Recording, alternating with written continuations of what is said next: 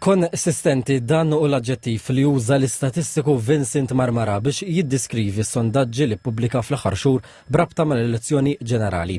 Ma' TVM News il-professur Marmara spjega li bejn ir-riżultat uffiċjali u tbassir fis-sondaġġi tiegħu kien hemm differenza ta' 1.5% fil-voti li kiseb il-Partit Laburista u 1.8% fil-voti li kiseb il-Partit Nazzjonalista. Dawn il-varjazzjonijiet fid-dinja tal-istatistika u fit-teorija tagħha huma varjazzjonijiet insinifikanti.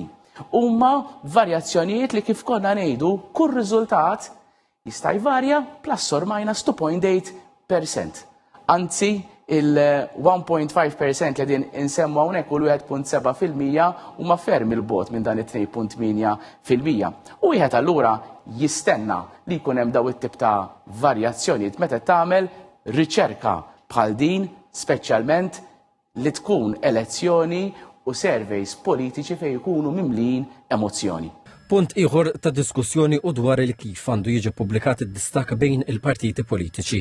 Herman Schiavone kien niskjett dwar il-fema tiegħu. Jiena jidhirli illi wasal iż-żmien illi kif konna nagħmlu sa 10 snin ilu nitkellmu biss fuq il-persentaġġi għaliex 1%, 1 percentage point fil-poplu Malti fl-elettorat ifisser varjanza ta' 3000 vot.